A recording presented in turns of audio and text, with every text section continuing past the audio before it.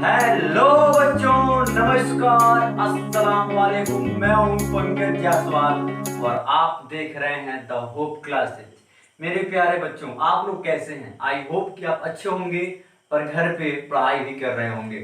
तो बच्चों, last class में हमने ऑक्टाहेड्रल कॉम्प्लेक्स के बारे में बात किया था, जिसका फर्स्ट केस था स्ट्रॉन्ग लिगेंड। उसके बारे में हम पढ़ाई कर चुके हैं।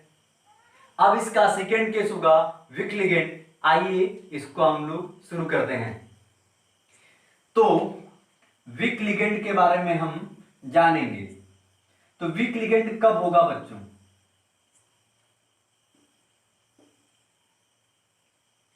वीक लिगेंड कब होगा? जब डेल्टा ओ लेस देन पी होगा। जब ये अगर डेल्टा ओ पी से बड़ा होगा तो उस केस में ये क्या बनेगा? Strong ligand. लेकिन ये क्या है? छोटा है, तो ये क्या बन गया? हमारा वीक लिगेंड। ओके बच्चों, हम बात कर रहे हैं किसके बारे में? ऑक्टाहेड्रल कॉम्प्लेक्स के बारे में। तो अगर ये वीक लिगेंड है तो बच्चों ये हुन्स लॉ को फॉलो करेगा। ठीक है बात ना? हुन्स लॉ को फॉलो करेगा। ठीक है। अब हमें निकालना है D3 में डेल्टा ओ की वैल्यू क्या होगी। तो हम जानते हैं बच्चों कि डेल्टा ओ इक्वल टू क्या बनता है? T2G और EG। ठीक है, P लिया ऊपर, Q लिया यहाँ पे। तो P क्या है? T2G में इलेक्ट्रॉनों की संख्या है और Q क्या है? EG में इलेक्ट्रॉनों की संख्या।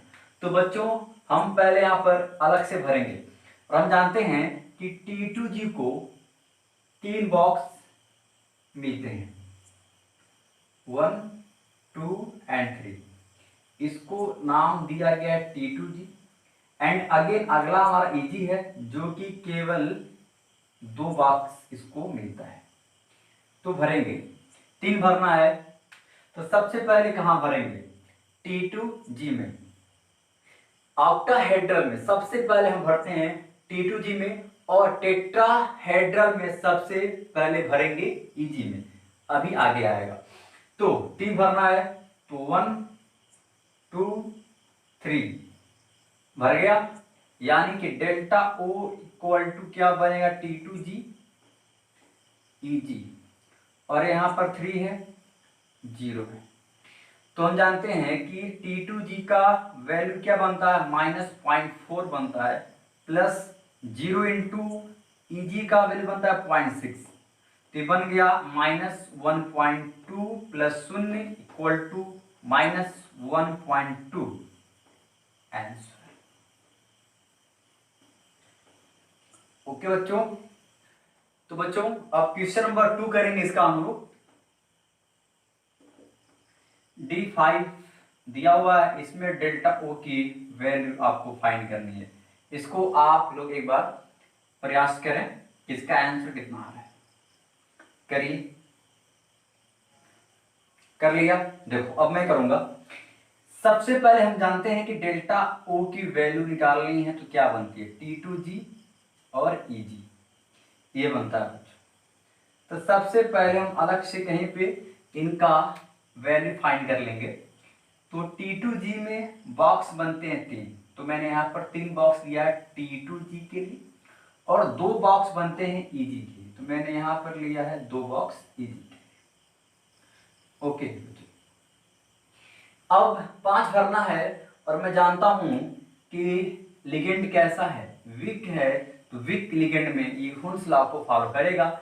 तो सबसे पहले ऑक्टाहेड्रल में हम क्या भरते हैं? T2G भरते हैं। तो यहाँ 5 है, तो 1, 2, 3। अब मैं 4 यहाँ नहीं भरूंगा, 4 यहाँ भरूंगा। आपको याद होगा कि स्ट्रॉन्ग लिगेंड में मैंने 4 ही भरा था।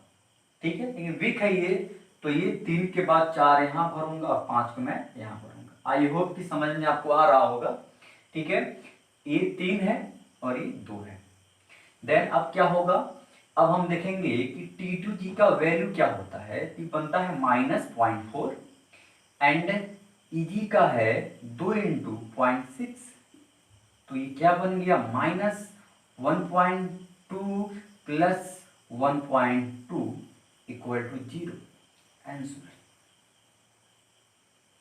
ठीक है बच्चों, तो आपसे एक सवाल पूछेंगे लोग कि वीक लिगेंड में किसका वैल्यू 0 होता है, तो आप कहेंगे कि D5 का वैल्यू वीक लिगेंड में 0 होता है। तो बच्चों हम आगे बढ़ेंगे। अब हम बात करेंगे टेट्राहेड्रल कॉम्प्लेक्स के बारे में।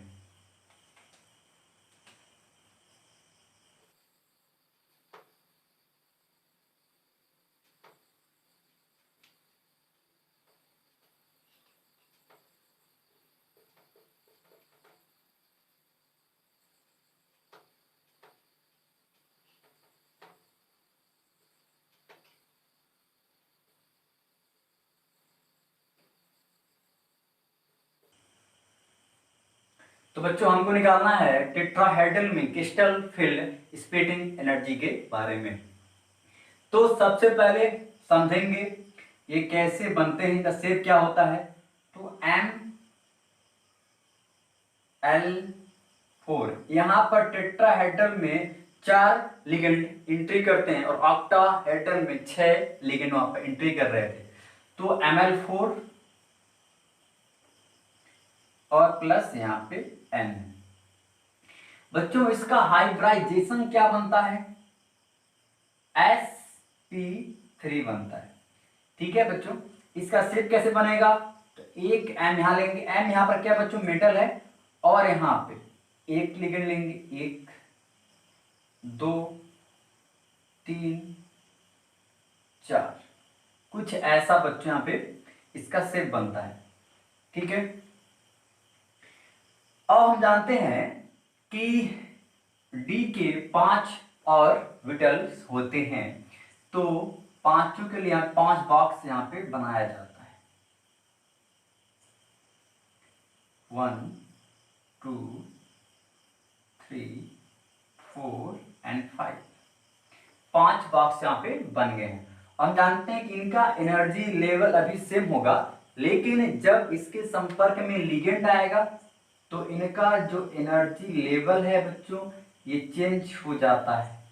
ठीक है, और चेंज होने के बाद ये 3 जो होते हैं इनकी एनर्जी लगभग बराबर हो जाती है, और ये दोनों की लगभग बराबर हो जाती है Eg की। यानी कि यहाँ पर 3 पार्ट हैं T2G के और 2 पार्ट हैं Eg के। ओके बच्चों, जैसे ही ये इसके संपर्क में आएगा ये इसके 2 भागों में ये बट जाएगा। ठीक है बच्चों, एक बनेगा Eg और एक बनेगा T2G। तो Eg की वैल्यू क्या थी, मैंने कहा था कि कुल बटे कुल रहेगा, अब कमी रहेगा, 2 है कमी 3 की है, 3/5 क्या बन गया 0.6, क्या बन गया 0.6। और T2G क्या बनेगा, बटे कुल कमी 3 है 2 की होगी, तो क्या बन गया यहाँ पे 0.4। और अब की बार Eg का वैल्यू बनेगा नेगेटिव। ठीक है बच्चों, देखिएगा ऑक्टाहेड्रल में सबसे पहले हमने T2G को भरा था, और टेट्राहेड्रल में सबसे पहले हम Eg को भरेंगे। टेट्राहेड्रल में तो यहाँ पे एक नोट पॉइंट मैं लिख रहा हूं,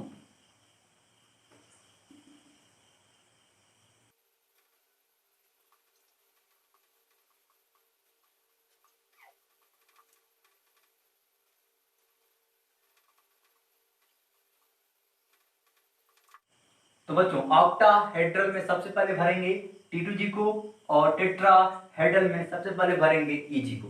ओके बच्चों, तो जिसको पहले भरते हैं उसका वैल्यू भी क्या लेते हैं नेगेटिव। आपको याद होगा कि टेट्राहेड्रल में T2G का वैल्यू था नेगेटिव, उसको हम लोग पहले भरे थे, और टेट्राहेड्रल में सबसे पहले मैं भरूंगा Eg को, तो Eg का वैल्यू भी मैं यहाँ पर क्या लेने वाला हूँ नेगेटिव। यानी कि मुझे यहाँ पर 2 मिल गया वैल्यू Eg का वैल्यू, Eg का वैल्यू आ गया 3/5, माइनस में रहेगा, ये बन गया -0.06, 0.6 बन गया, और T2G का वैल्यू क्या बनेगा बच्चों 2/5 बनेगा, यानी कि 0.4। ये वैल्यू आपको इसके लिए याद हो, जो कि सेम वैल्यू है, बस यहाँ पे साइन चेंज हो गया है। ठीक है, तो आपको ये बात को यहाँ पे ध्यान रखना है।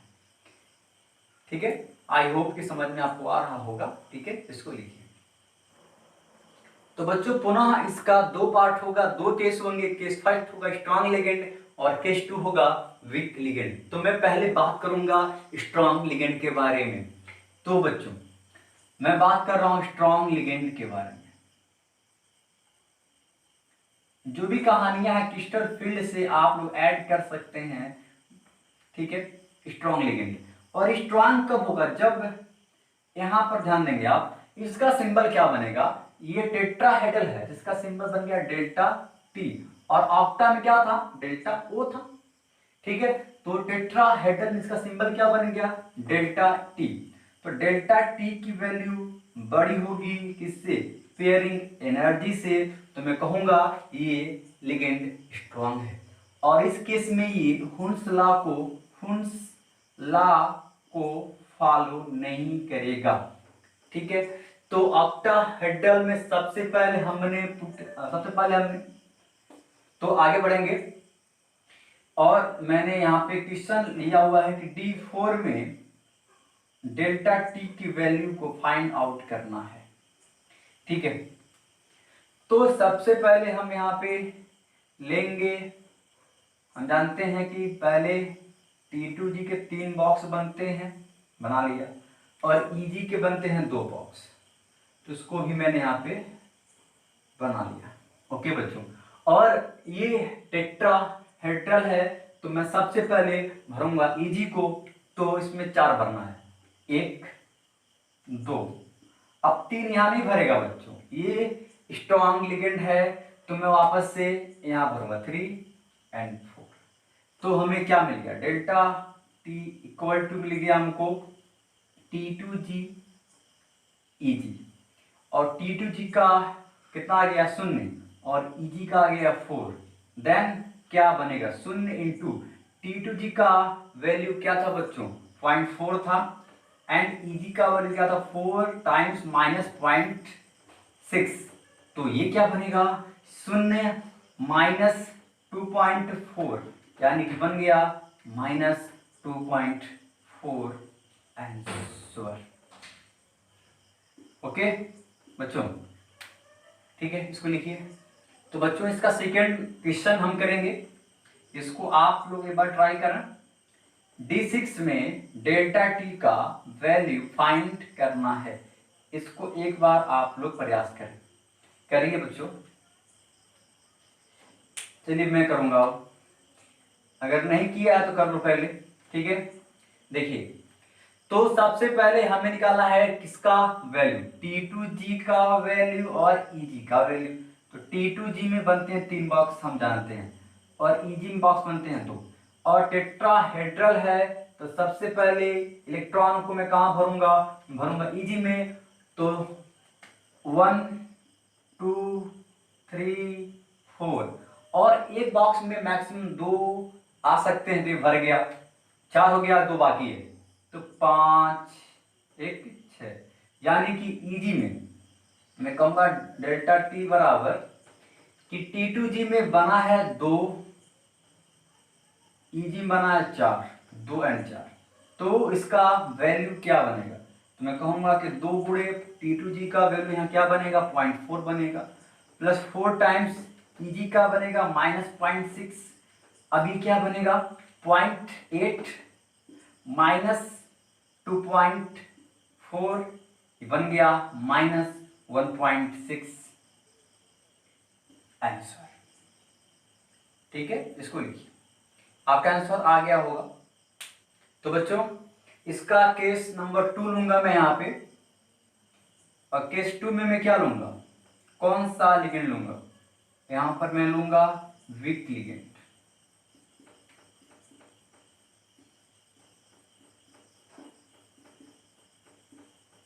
वीक लिगेंड कैसे होगा? जब delta T less than P होगा, यानी कि पेयरिंग एनर्जी से छोटा होगा डेल्टा टी का वैल्यू।